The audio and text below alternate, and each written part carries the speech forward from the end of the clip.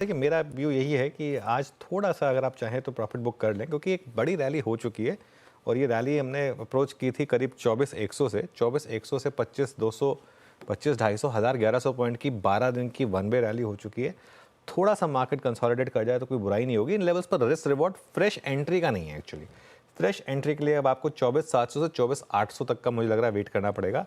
अब हो सकता है कि वो ना आए, लेकिन कुछ कंसोलिडेशन मिल जाए, कुछ डिक्लाइन मिल जाए शायद, तो वो एक फ्रेश एंट्री होगी। और एक चीज़, अब थोड़ा-सा रेगुलेटरी रिस्क शायद मार्केट में ओपन होगा, क्योंकि ये जो नए नियम आए हैं एफ एंड ओ को लेकर, क्या ये शुरुआत है? क्या आगे और भी चीज़ चेंजेस आएँगे? वीकली एक्सपायरीज़ को लेकर, कॉन्ट्रैक्ट साइज़ को लेकर, मार्जिन्स को लेकर, ये आई थिंक एक सवाल होगा। हाँ, आज एक चीज़ जो आपके फेवर में वो है क्रूड। क्रूड 77 पर आया, ये हमारे लिए बड़ा पॉजिटिव है। मतलब सेक्टर्स के लिए तो खास तौर से एफएमसीजी, ओएमसी, पेंट, एविएशन, लेकिन मैक्रो के लिए भी बड़ा पॉजिटिव है। खैर, नई सीरीज़ का पहला हफ्ता है वीरू। एक वन वे रैली हमने इस चैनल पर रोज़ बात की है उसकी। रोज़ सिर्फ एक ही अप्रोच रही, ट्रेलिंग स्टॉप लॉस के साथ लॉन्ग कैरी करें। आज 12 दिन की तेज़ी के बाद एक मन ये बन रहा है कि थोड़ा प्रॉफिट बुक कर लें और लोअर लेवल का फिर वेट करें फ्रेश एंट्री के लिए। ओके, ये बात रही निफ्टी पे सेटअप की। पर अनुज, ये जो नए नियम हैं, अब इससे जो एग्जिट्स होंगे और जो एंट्री होगा, एग्जैक्टली सेंटिमेंटल इम्पैक्ट जिन जिन स्टॉक्स पे सुबह चर्चा हो रही थी कि वो लाइकली टू बी एफ के पार्ट्स होंगे, उसका इम्पैक्ट।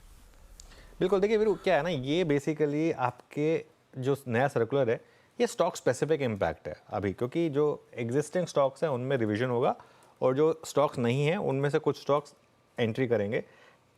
20 शेयर बाहर हो सकते हैं और करीब 80 शेयर ऐड हो सकते हैं। और एक बार अगर कोई स्टॉक बाहर हुआ तो वो 1 साल तक ऐड नहीं होगा वापस। 3 क्राइटेरियाज होते हैं एफ के। एक सिग्मा ऑर्डर साइज जो होता है, मतलब बेसिकली कितना ऑर्डर साइज चाहिए आपको एक स्टॉक को पर्टिकुलर अमाउंट मूव करने के लिए, वो 25 लाख से बढ़कर 75 लाख कर रहे हैं। मार्केट वाइड पोजीशन लिमिट जो डिपेंडेंट होता है आपके फ्री फ्लोट मार्केट कैप के ऊपर, वो 500 करोड़ से 1500 करोड़ बढ़ने की बात हो रही है। और जो आपका एवरेज डेली वॉल्यूम है वो भी 3.5 गुना बढ़ने की बात है, 10 करोड़ से 35 करोड़। इनका इम्पैक्ट क्या है? पहली बात तो ये फेब 2025 या उसके बाद एप्लीकेबल होंगे। जो स्टॉक्स एग्जिट हो सकते हैं वो लिस्ट आएगी आपकी स्क्रीन पर। ये करीब 20 स्टॉक्स हैं। काफ़ी स्टॉक्स हैं, Abbott, Sun TV, Metropolis, Ipca labs, United Breweries, Gujarat gas, काफ़ी स्टॉक्स हैं, आईडीएफसी। लेकिन जो अगली लिस्ट है वो इम्पॉर्टेंट है।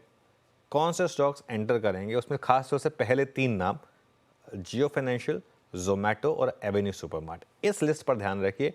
वैसे भी ये लिस्ट वो है जो अगर ये तीनों स्टॉक्स एफ&ओ में होते तो निफ्टी का भी हिस्सा होते, क्योंकि इनका फ्री फ्लोट मार्केट कैप जो सबसे छोटा 50th स्टॉक है उससे ऊपर है इन तीनों का।